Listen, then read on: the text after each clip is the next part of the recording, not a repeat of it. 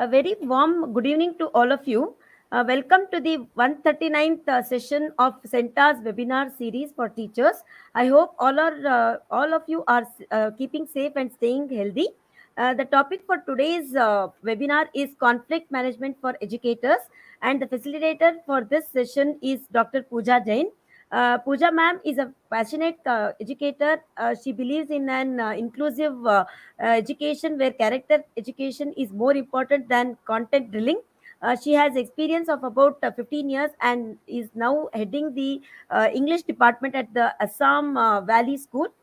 She is also the Round Square representative and looks after public speaking activities and dramatics for lower school. She also has been conducting webinars and masterclasses for CENTA and IBEA for quite some time now. Very warm welcome to you, ma'am. Before I hand over the session, I would like to inform all the teachers that they will receive participation certificates for the session. So please do fill out the feedback form that will be shared with you towards the end of the session. Over to you, ma'am. Thank you. Thank you, Harsha. Good evening, everybody, and a warm welcome. And like Harsha said, hope that everybody is keeping safe and healthy. I am Dr. Jain, and today's session would be on a very cliched topic, yet very important and essential topic, and that is conflict management. Conflict is a word that is an inevitable part of everybody's life. Be it you a teacher, be it you a parent, be it you a child, be it you a friend, be it you anybody. But conflicts are some things that cannot be avoided because they are such an inherent part of human psyche and human aspect. So let's see what is conflict. What are some negative attributes about conflict?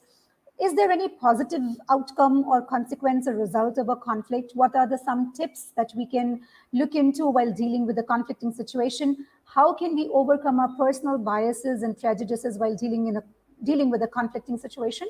And what is it that we're looking forward to, and how can we move ahead? So these are some of the questions that have always bogged me down whenever I've had a conflict with anybody, be it at my personal space or at professional workspace. But conflicts do stress us out. Having said that, and nonetheless, they do definitely have some positive outcomes as well. So moving on, we know at a working workspace or at a workplace, conflict is inevitable and working together isn't always easy. There are bound to be clashes, there are bound to be discrepancies, there are bound to be conflicts.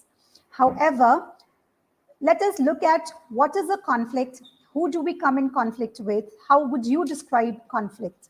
So can I have some responses from you people? You could type in your chat box, how would you describe conflict? And who do you come into conflict with?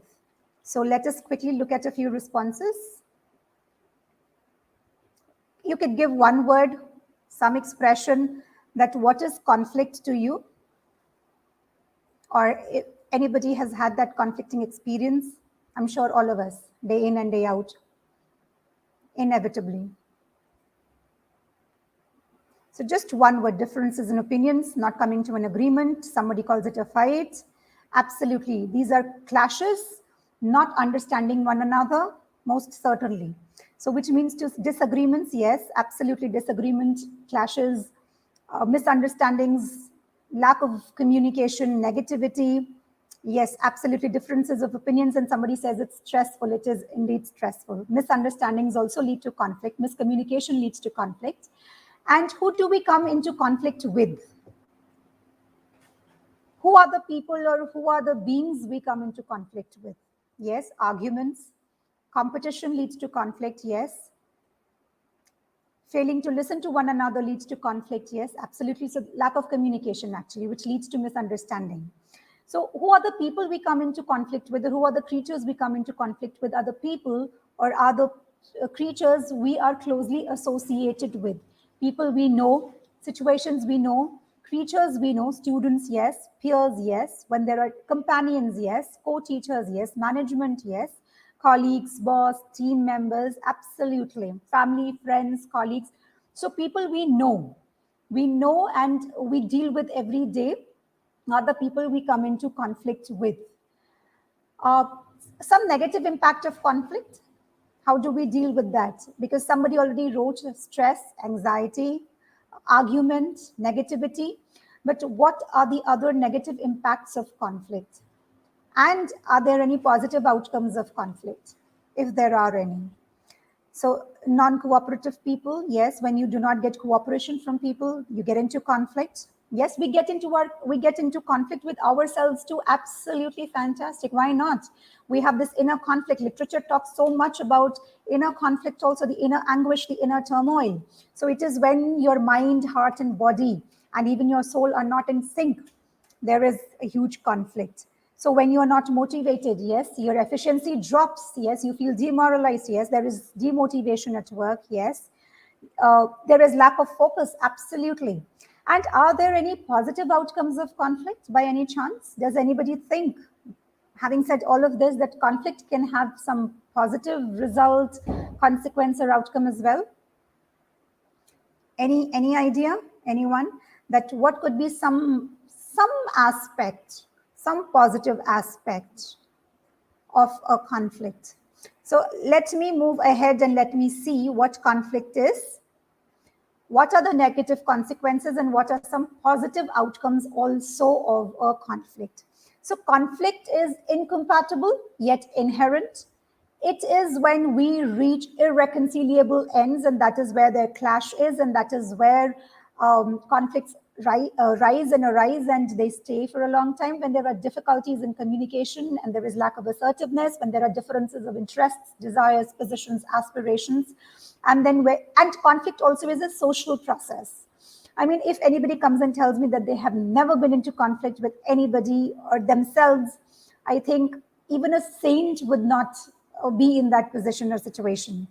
So let us see what are the causes of conflict. So causes of conflict, a lot of you have already mentioned. When there is lack of communication, when there are assumptions, biases, lack of empathy, lack of understanding, when there is this imposition of power, when there is ignorance, when there is self-interest, selfishness, prejudice. So all of these ego clashes, all of these are the causes of conflict. When we value ourselves more and over and above everybody and at all times. So that is where conflict mostly arises. I would want you people to look at some conflicting situations. But before that, I think I also need to emphasize the positive outcomes of conflict. And I have been reading in the chat that there is some realization, there are problem solving skills that also are a part of positive aspect and attribute of conflict. And we learn and discover so much about ourselves also while we are in a conflicting situation. Most certainly, and we explore opportunities, we explore personalities, we learn from mistakes and new experiences. And that is how conflict has a positive attribute or a positive aspect to it. Ponder upon for a while, for about a minute, on some conflicting situations. So think of some real time conflicting situation that you have faced or witnessed. What has been the problem? What has been the response and outcome? And I'm looking at both negative and positive outcome. So feel free to use the chat box so that we may learn from one another's experience. We may learn from one another's anecdotes. We may learn from one another's ideas and thoughts. That anybody would like to share in the chat box, and we will read it out for you. Any recent conflicting situation that you faced in person or in personal life or in professional life? What is the problem, or what was the problem? What was your response to it? What was the final outcome? And I'm also looking at a negative and a positive impact of that situation. So while I move on and I leave you with this question and thought and a reflection, if you wish, you can please use the chat box for this, and Harsha will later on maybe pick up one response and read that out, but allow me to move ahead. So what I would like you to think about is that when you've thought about a conflicting situation, think about these points. What is your perspective of the situation? So describe your point of view, your feelings, what all was happening inside of you, and by the end of the conflict, What was left alive inside of you? So, what were the feelings that were left alive inside of you? What did you need from the person with whom you've had the conflict? Why do you think, or what do you think was the reason, or is the reason of conflict, and why is that conflict even happening? Why does a conflict make you feel bad, angry, nervous, anxious, stressed out, if at all? What do you want out of the relationship with the person you are now in a conflict with? Do you want to be completely separated from the person? If you were friends before, do you still want a friendship to be moving on? And what is one action, no matter how small, that you can take to make the situation better? So, where you feel good about how you've handled the entire situation. So, whenever we get into conflict, sometimes we're so impulsive. In fact, why sometimes? Most of the times, almost, quite a few years ago, I was always impulsive when I was in a conflict. And I would always think, why? Why is this happening? Am I the only one? Is it all my fault? Is it all my, should I bear the entire brunt and blame, and the other person is never at fault, or what? And I am always right. So we have all of these righteous thoughts and very, very upright thoughts. So when we are into that, we become impulsive, and then we forget to ponder upon these situations, these pointers, that what is it that we are finally looking at? What is the perspective?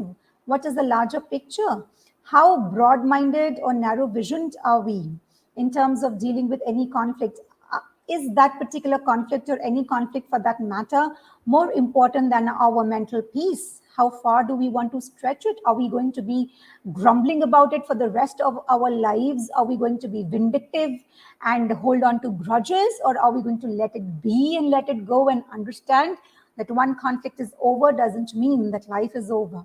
There are many more waiting for you ahead. So some people are writing that, colleagues, family, friends, with the sister, with parents and children. Yeah, amazing. I mean, these are the people we are most often in conflict with. Let us look at very quickly the levels of conflict. So we have an individual conflict, which is an intra-individual conflict, like somebody mentioned, and I also elaborated, that is within yourselves, the inner turmoil, the inner anguish. And then it is an inter-individual conflict, which is between two people or two individuals. Then you have a group conflict, which is again intergroup conflict and intra-group conflict. Then you have organizational conflict, which is inter-organizational and intra-organizational conflict. And that is how between within us, and then me versus you, and then groups, my group versus your group. And this happens in organizations where there are bigger departments and lot of departments. So within the department, you have these conflicts. And then two different departments or many different departments will come together to get into a clash or discrepancy or a conflict. And then organization. So within the organization, you have conflicts as groups, departments, individuals. And then among the organizations, you have conflicts. So these are different levels of conflict. But which is the most dangerous conflict? I feel, personally, which is the most dangerous conflict. It is the conflict within ourselves.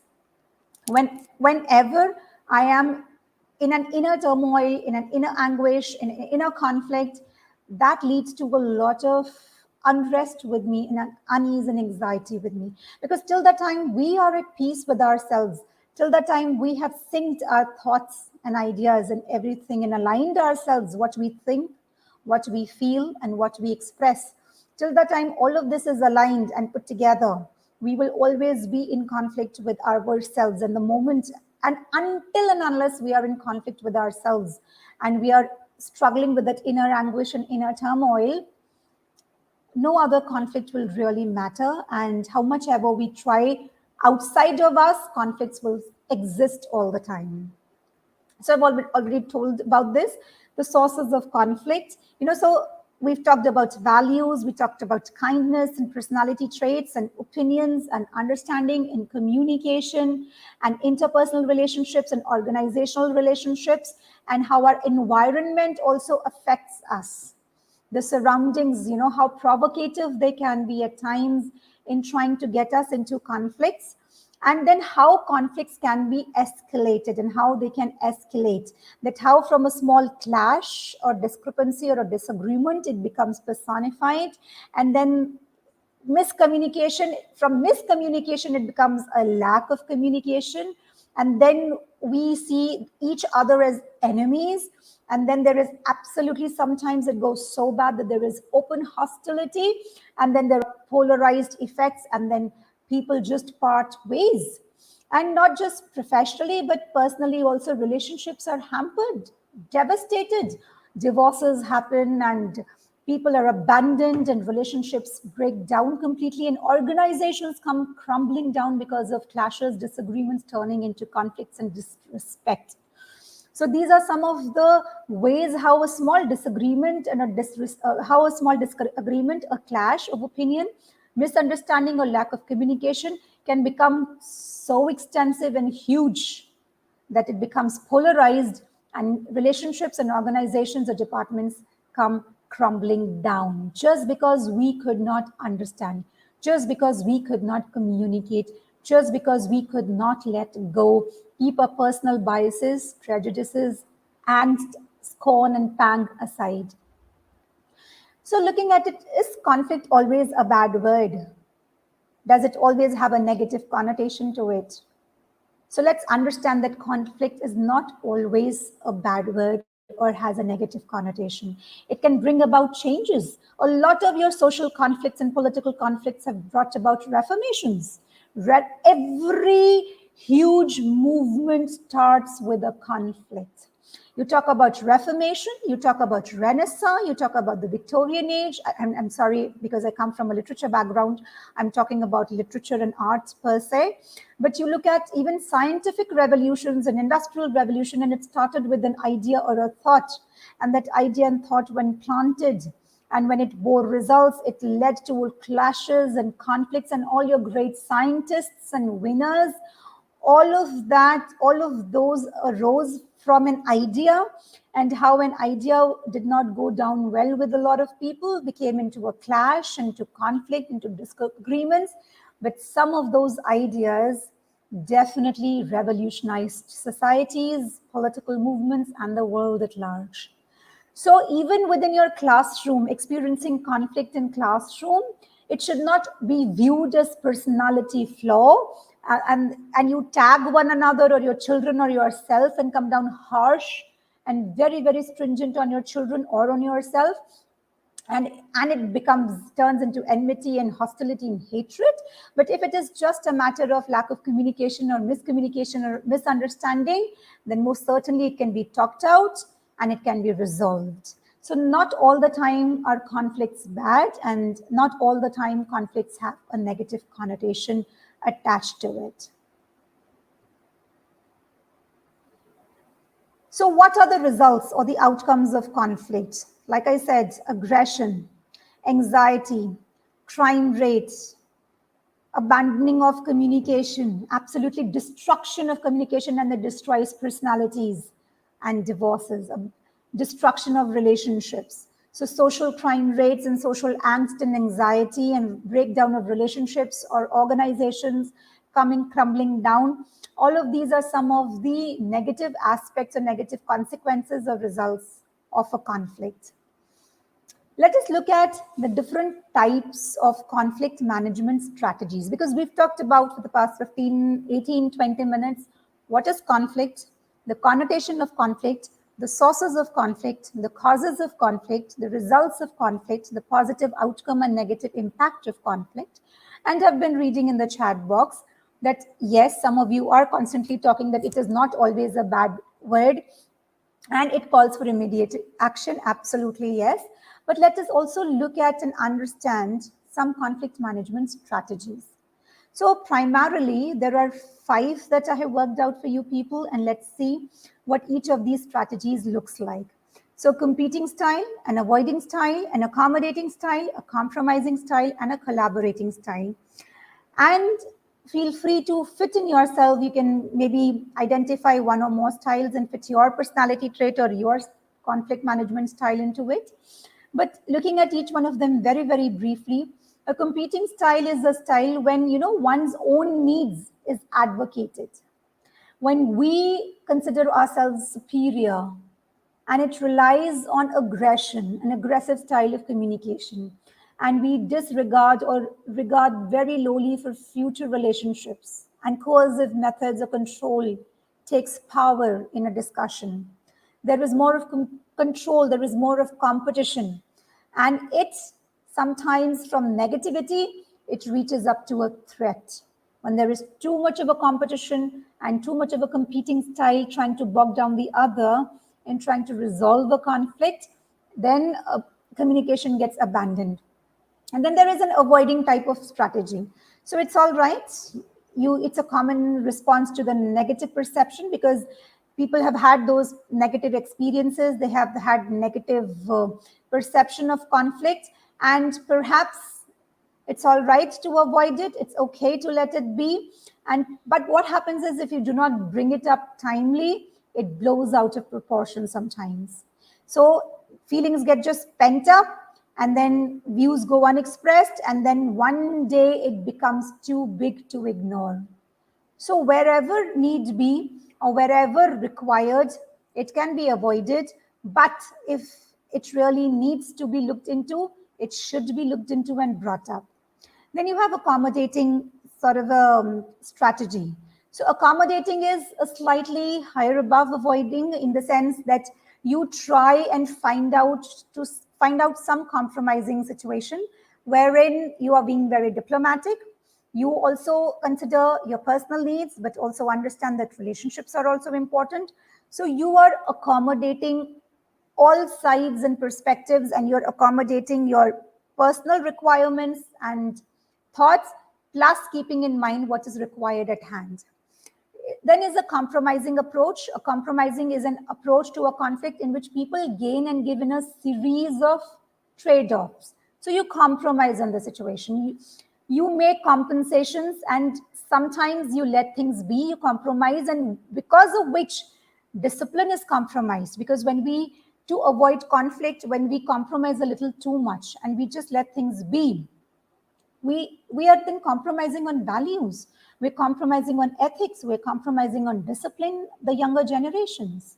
So however, the best form that a lot of critics and researchers have found out is the collaborating kind of strategy. So in collaborating kind of strategy, individual needs and goals come to a common consensus. There is a win-win situation, there is problem solving that is involved, there is cooperation, everybody is heard, and eventually the larger picture is looked into, not neglecting or ignoring individual needs. And that is how conflicts collaboratively can be resolved. So let's quickly look at a few techniques to resolve a conflict, and it is, don't avoid conflict. Choose your strategy wisely. Remain unbiased and impartial. Don't take things personally, because quite often what happens is, and it happens with all of us, remark is passed, we cling on to it, we take it very personally, define what is an acceptable behavior through essential agreements maybe. So if you are leading or heading a department or a group of people, and you define what is an acceptable behavior, and if you define what is an essential agreement, the tone of the voice, the choice of words, the facial expressions, the demeanor, and how you come across, I think that will set the tone the moment you are resolving a conflict. Look for body language and non-verbal cues as well, because that is very important. What is said and what remains unsaid really matters a lot. Listen actively, reinforce positive comments, reinforce appreciative comments, so that there is collaboration, there is positivity, there is trust and faith reignited. Negotiate disagreements, collect all the data and information, involve all the parties, and diagnose the situation properly. Because quite often what happens is, even if you are a mediator or a third party person trying to resolve conflict, what happens is we listen to one side and we ignore the other side.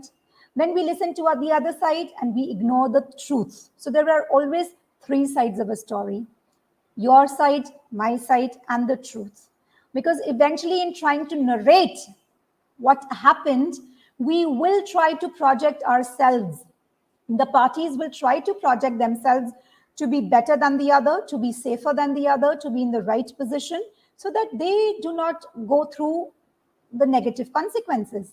However, in such situations or in bigger situations, diagnose the situation.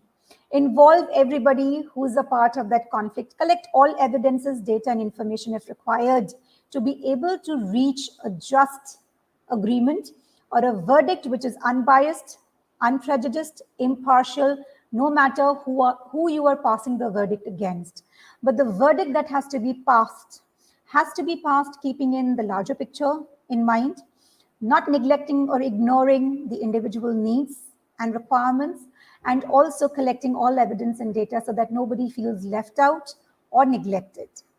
So these are some of the tips and strategies. However, also choose a neutral location, because sometimes in offices and too many times when you have these departments and work areas to resolve conflict, energy goes down.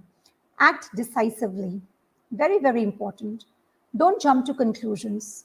Patience is very important because you are dealing with conflicts, be it with children, be it with family, be it with friends, be it with colleagues, be it at personal life or at workplace. You're dealing with human beings and emotions. Most often what happens is we attach emotions to situations. We attach emotions to responses. And the moment we attach emotions, people tend to get hurt and they take things very personally. So if you're a mediator or if even you're one of the parties and you're dealing with a conflict or a situation or a difficult person, patience is the key. Constructive criticism, think opportunistically. So each conflict, each situation, each crisis, each disaster brings with it some or the other opportunity. Work towards an outcome. Don't come across intimidating, because quite often people don't express themselves only because the mediator or the other person comes across as intimidating, threatening, and frightening. So don't intimidate. Be as approachable and as approachable as possible so that people feel comfortable with you. And if need be, start with a compliment, not to pacify the situation, but only to make everybody understand that as much as possible, we will resolve the situation. However, I am not judging you. However, you are still a part of the team. Because quite often what happens is in trying to resolve a conflict, we start judging people. We start passing judgmental, biased, and prejudiced opinions, and we carry that forever, not letting go. Yes, there are difficult people. Yes, there are stubborn people. Yes, there are people who will not change come what may. Nonetheless, we do not have the right to judge anybody. So let a situation be a situation, let an action be an action, and not a lifetime achievement award. And we pass a verdict that this is it and this is how you are, and we stamp and label people. So situations and actions when are devoid of emotional responses, yes, outcomes will be there, decisions will be taken. So let us look at some various conflicting situations as parents, as educators, as teachers, as adults, as youngsters maybe. So how would you react, or what would happen if an employee or a colleague believes that they have been discriminated against? So I'm sure discrimination, biases, prejudices, part of workplace, definitely. Poor communication resulted in a mistake, or different personality clashes at workplace, or one of your disruptive students complain to you about being bullied by another student. Imagine one disruptive student, and it can happen, one student being bullied, but who is this one that is bullied is another disruptive student himself or herself. So that might create a conflict in your mind also, how to deal with it. A student did not receive the grade or marks they felt they deserved and starts bad mouthing you. And that is a conflict. That's a huge, huge conflict that you would get into. Then let us look at some more situations. A student is, sorry, this is a repetition. Situation 7, your spouse thinks that your small kid needs to be taught manners at a very early age, whereas you feel you cannot stop a child from being who it is and what it is. So, parenting. Parents get into conflict while bringing up children. Then let's look at another situation. A parent is overzealous and feels that the child has shown no academic improvement in the year gone by. So charges you as the teacher, as an educator, as an English teacher. What did you do? My child has been failing in English throughout the year, and you did not take any corrective measure, and no remediation was done, no extra help was given. So that, and even if not failing and the child has been performing well, what better? What more? So then you really get into a conflicting situation. A parent who wants to have a daily update about the child's progress, oh my God, thinks that you've assigned too much of homework and too little of homework, and this, and the parent decides how much and what much should you do. So that creates conflict. Online, offline modes, thankfully now most of us are in the offline mode of education, but think the world is so unpredictable right now, and there has been so much of conflict in the online and offline mode of conflict. So this entire education system and this entire education industry has been through so much of conflict, and we teachers, in trying to strike a balance and strike a chord, has been through so much of, and we've all been, as educators, as parents, in the last 2 years, most certainly we've been through a lot of conflicts. Let us, as educators and parents, look at students' perception and feelings regarding a conflicting situation. So what happens is, when they feel that there has been unfair assessment of the students' work, and the grades have been really low, lower than expected by the students. So what happens? An assessment is not objective. An assessment does not correspond to reality, is what we need to make the child understand. An inadequate reaction of a teacher towards the situation. So then what happens is, unjust punishment is imposed by a teacher. Psychological abuse towards students. We are also humans eventually, parents, educators, teachers. Some of us get physically abusive with children. Some of us may get psychologically or emotionally abusive with children, and it has happened. And I'm sure you may not have done it yourself, but it may have happened. You may have witnessed it. You may have come across such situations. So it results into insults, offense, humiliation, screaming, screeching, and shouting, providing inappropriate information, lack and loss of motivation, humiliation, and annoyance and agitation. I will share with Harsha a link that she will post in the chat box, and that could give you a very good reading on how to go about this entire process. But let us look at conflict identification stage. So an approach taken by a student towards a conflict. So there is a passive position and there is an active position. In a passive position, there is avoiding and there is accommodating. Conflict is not solved, because when a conflict is avoided, how can it be solved if it is avoided? And if it is accommodated, acha dekh lenge, kuch ho jayega types, then also conflict is not resolved. In the active position, then there is force and there is integration.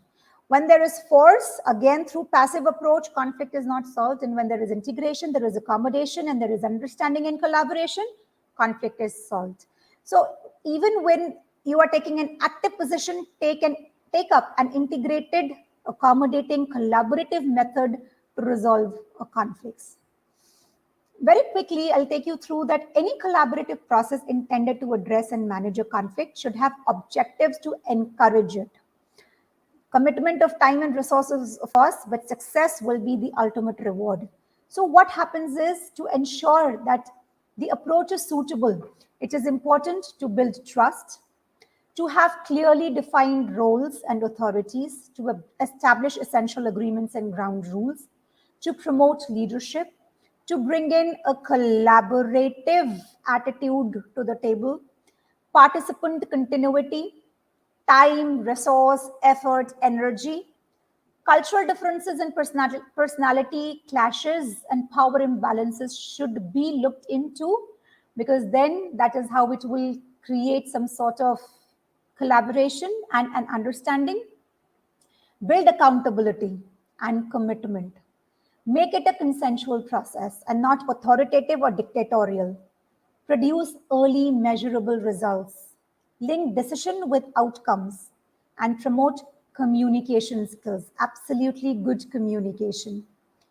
So if we keep in mind these few things, I don't vouch or assure or commit that all conflicts that come henceforth in your life will be resolved with immediate effect.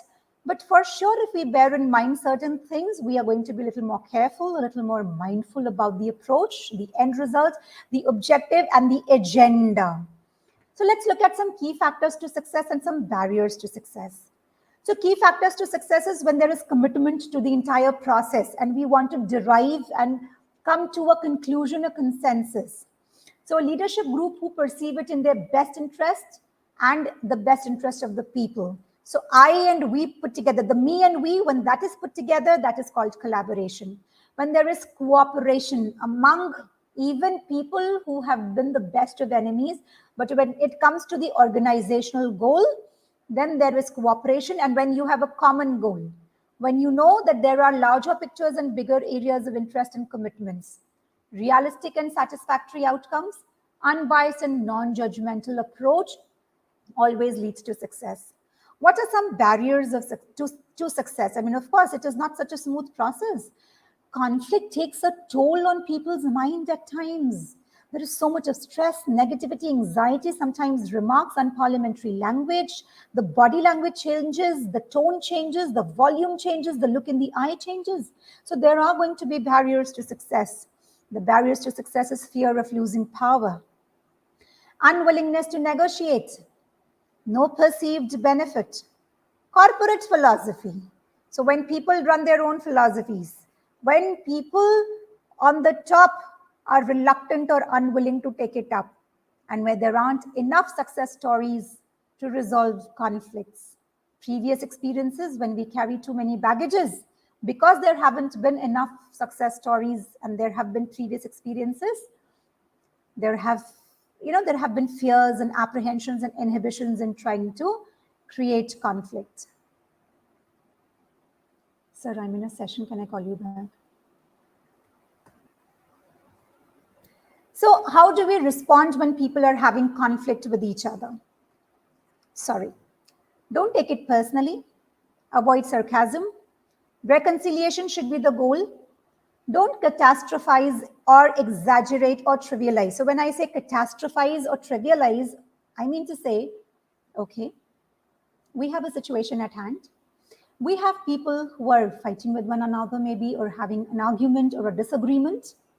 But are we going to blow it out of proportion and make a hue and cry about it as if murders have happened and crimes have been committed and buildings have come crumbling down and political parties have been devastated and wars and outrageous wars have taken place? So are we going to exaggerate and catastrophize it like that? Or are we going to trivialize it by saying it's okay, it's all right, it's a part of life, and it will happen, and let it happen, and it's all right? So don't do that. Avoid pronouns. When you're addressing people directly, address them personally and not using I, me, he, she. Avoid sarcastic comments and personal remarks. Respond rather than react. I was talking about it, the impulsive reaction that people generally adopt rather than responding patiently. Embody respect. There is nothing that comes of much use and handy than respect. Reconciliation should be the goal, and everyone is looking for a sense of security, acknowledgement, belongingness, independence, liberty. However, having said that, democracy should not mean provocative remarks. Democracy and liberty of expression and speech should not mean disrespect. How do you handle conflict? What is your mode of handling conflict? So are you the mouse one, or are you the monster one, or you just the me one? So the mouse one is ignore, hide feelings, cry quickly, avoid. Are you the monster, the aggressive one? Okay, come, hit, aggression, belligerence. Or are you the me one? Okay, you apologize, you request, you cooperate, you think for a while, and you be assertive, and you say, I will manage, and it's all right, it's okay. Conflicts are inevitable, unavoidable, and they may happen. So it's okay for conflicts to happen. So look at this, and what sort of a trait would you like to possess while you're handling or dealing with conflicts? So if I have to put it all in one quick summary, and I may say that conflict is a natural part of human existence. It has been there since ever. It will be there forever. The right kind of conflict can serve as a catalyst for personal growth as well. We need not love conflicts, but if handled correctly, you can discover a lot about the other people and about yourself also. Do not be surprised or flabbergasted or stunned or taken aback if you find yourself in conflict with anybody. It's okay to be in conflict. It doesn't make you a very bad person if you're in conflict with someone else. It doesn't make you a saint even if you're not in a conflict with anyone. You still remain a human. You will not become Satan. You will not become God. You will not become devilish. Our goal is to empower other people. Quite simply, the ability to understand, communicate, and cooperate solves and resolves all conflicts at hand. In conclusion, it cannot be helped. When you have a group of people working together under stress with different personalities and pressure and deadlines, conflicts and problems are bound to arise. Whether you're dealing with discrimination or harassment or poor communication or department tension, how to resolve conflicts is a huge task and a huge skill, and even an attribute or a trait of successful leadership. Groups can reduce the conflict when more factors and consequences are identified.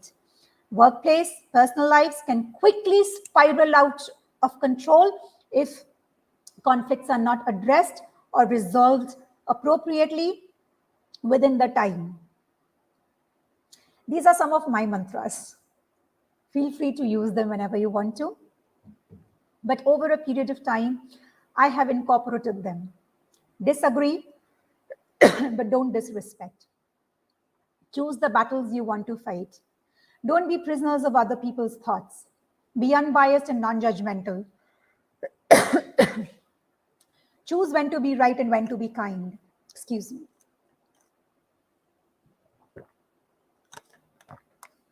Don't try to change what you can't control.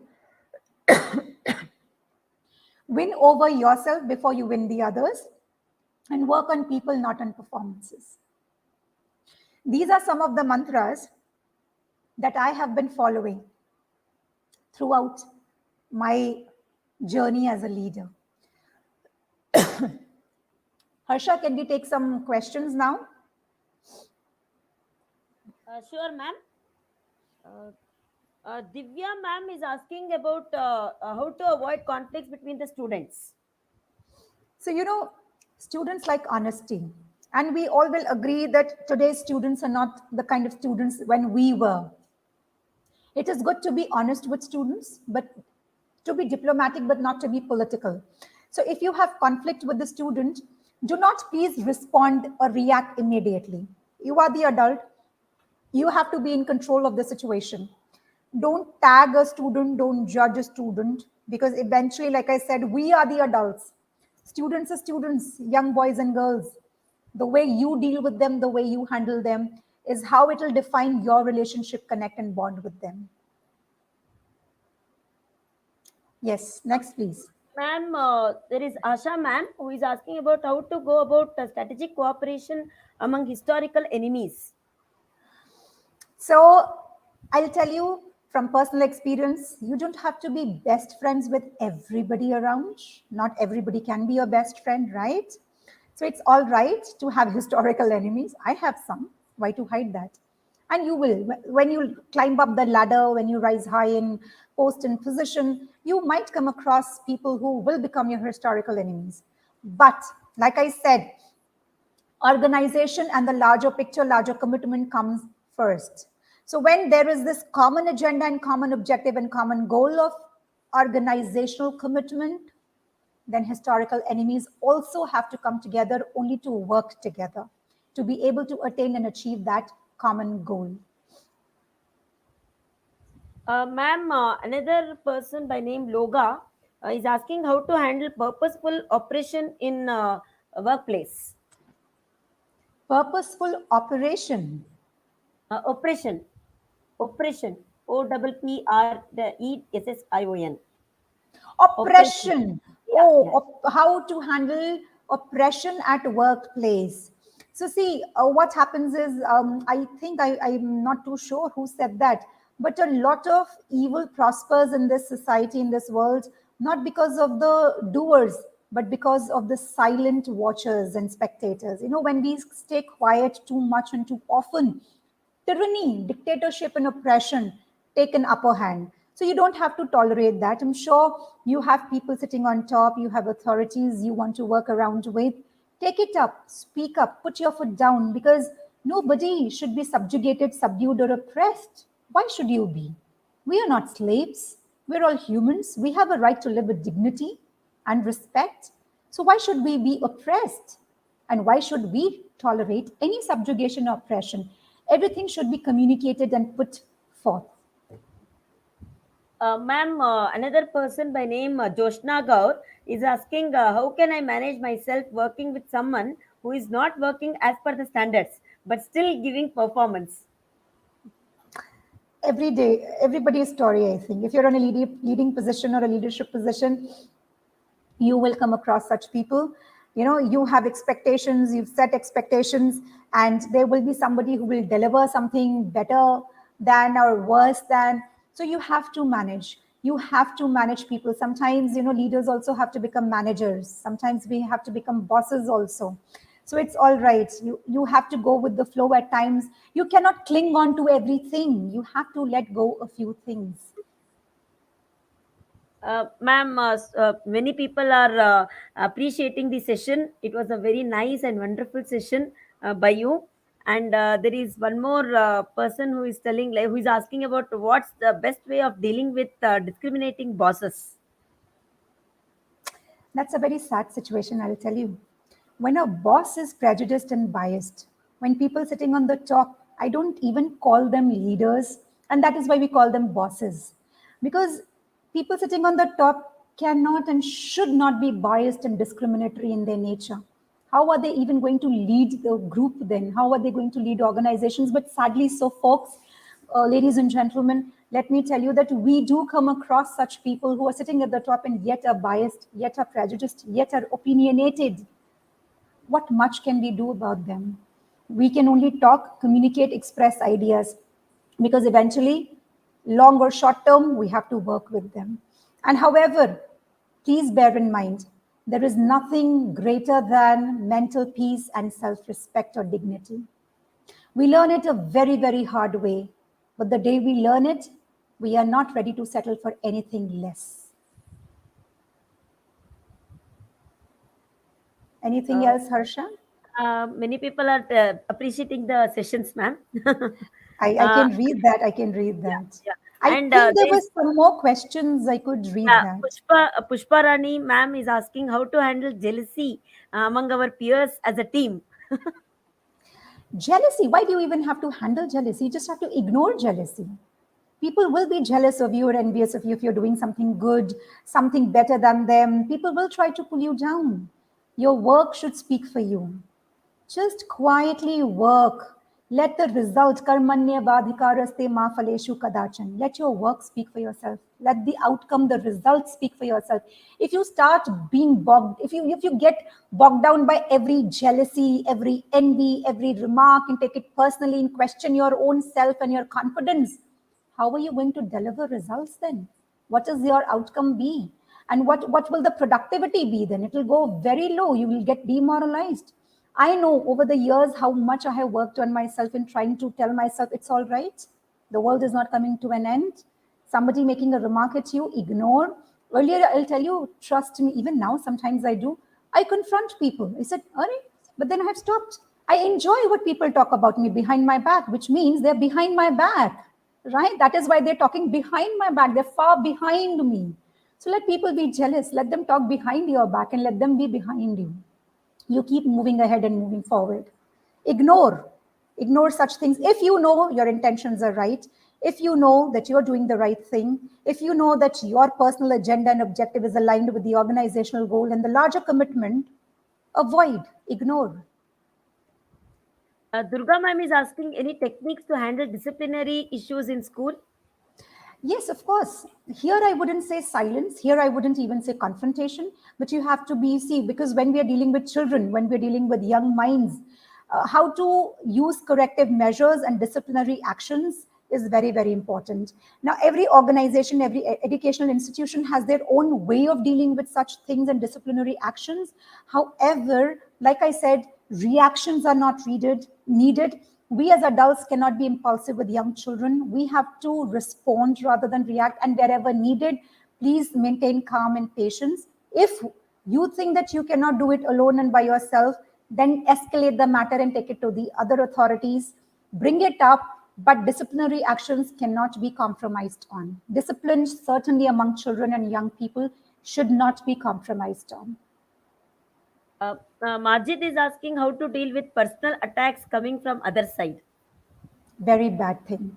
Personal attacks in a professional arena, something, which means it doesn't talk about you. It talks about people making those personal attacks, that how poor they are in their own attributes. Because I'll tell you something, another mantra.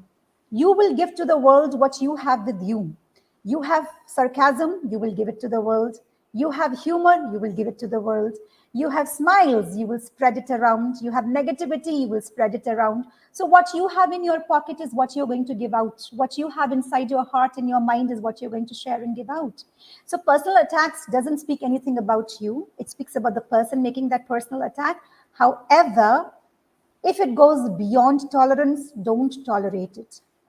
Put your foot down, bring it up in a conversation, communication, have a witness to it, and then deal with it or resolve it. Ma'am, one more question. If a conflict doesn't end up as resolution, what a responsible person do right then? Sorry, I couldn't get that. If a conflict doesn't end up resolution, what a Okay. personal, yeah, what a responsible person do right then? So, like I said, you have to escalate the matter. If you think that there is no solution to a conflict immediately and there and then, please escalate the matter and bring it up. And if it is taking and eating away too much on your mental peace, bring it up with an authority, bring it to the table, don't stay silent. If you think that needs a solution, please ask for a solution. If you think no, one odd time it can be avoided, let it be. What about generation gap conflicts? Purnima ma'am is asking. So generation gaps conflicts will always happen. I'm a parent. I have a 13-year-old child, a boy who's just entered teenage, tantrums and adolescence and puberty and conflict, and his taste of food and my taste of food, and his choice of clothes and shoes and my choice, and his generation and anime and my times of Bollywood and Tom and Jerry and cartoon. So those things will happen. But those are not, if we look at them not as conflicts, but as mere differences in tastes, I think a lot can be settled. And a lot can be settled by what I do is I can just share personal experience, a lot of conversation and communication. So there is a lot of conversation and communication that takes place in my family among the three of us, that is my husband, my son, and myself. And we need to give the other people also a little bit of responsibility to come up with solutions. I cannot be right as a mother all the time. I need to understand and come down to my child's level to be able to understand what he wants, what his desires are, what his needs and requirements are. I've been a teenager myself, and this phase and this age is disastrous almost for some people. So to be able to come down to that level, to leave behind your own personal biases and your schedules and your busyness, it is very, very important to strike a conversation and communication and set some essential agreements. What is acceptable, what is not acceptable. Spandana ma'am is asking how to overcome the negative thought people in my workplace and the management is not in proper planning. How to guide them? So she wants a help from you, ma'am. Ignore. You cannot change. I said it, my mantras, no? If you look at these mantras, don't try to change what you can't control. Just change what you can control. You can't control or change other people's thought process. You can't change and control other people's mindset all the time. You can only offer guidance, counsel, and offer solutions. But can you go around changing everything around you or everybody around you? So why do you want to waste your energy, time, and effort in doing that? Why do you want to take charge of everything? Work on your inner peace. Choose the battles that you want to fight. Your mental peace, your mental health, your positivity, your smile matters more than anything else.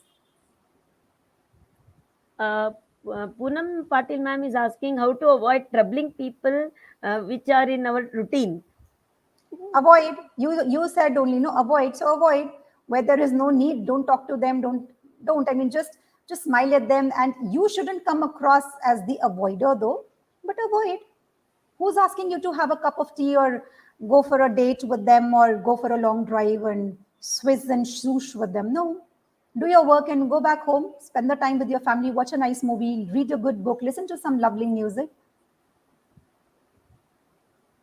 One more thing, one more question, ma'am. How to cope up with the people who are not capable but rise high because of buttering the authority?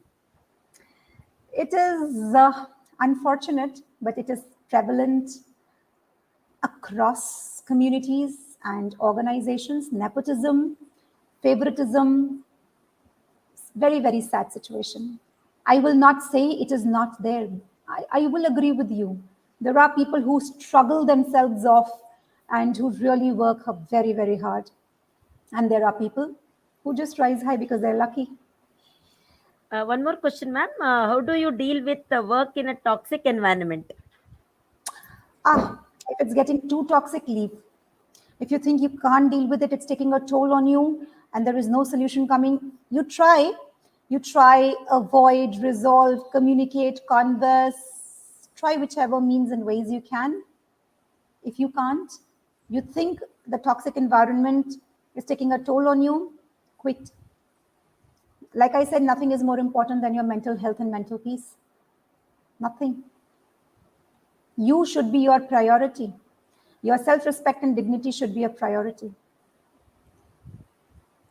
A lot of them are like thanking you, ma'am, for very good answers, replies given by you.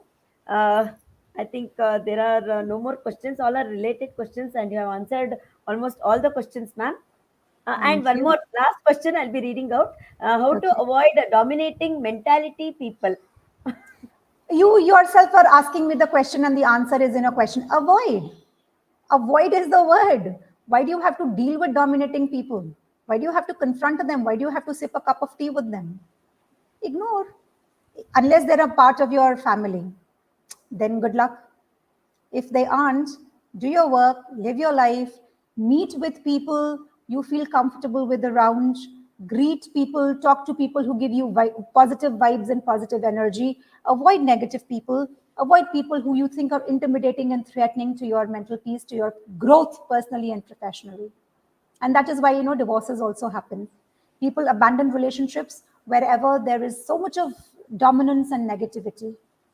Because like I said, be your own priority. Because I feel, and this is again one of my mantras, if I am not happy, how will I be able to keep people around me happy personally and professionally? If I am not positive, how am I going to radiate that energy to my students and my colleagues and back at home? So first I have to be at ease and at peace with myself. If I am constantly struggling with my inner emotions and I'm with an inner turmoil, anguish, constantly struggling with my own thoughts, how am I going to lead a group of people? How am I going to bring up my own son? And how am I going to have a companionship or togetherness with my own husband? So the first conflict that we must get over is the conflict within, the voices inside, the voices within. That is the most troublesome voice. The thoughts inside the head, the emotions inside the heart, the conflict within. Know thyself. When we are self aware, when we know ourselves, a lot of things are taken care of. And that is then how we deal with certain things. Uh, I think there are no more questions, ma'am. All the there are more and more of appreciations given to you, ma'am, Such for the so session. sweet and so kind of the audience. Thank you, Pooja ma'am, for a very engaging and informative session for our community of teachers. I'm sure that our teachers have got a lot and lot of takeaways from this session. Thank you so much, all the participants, for engaging with us today. To register for more such upcoming webinars, please visit my center. Thank you, everyone. Thank you, Harsha, and thank you, the audience and participants.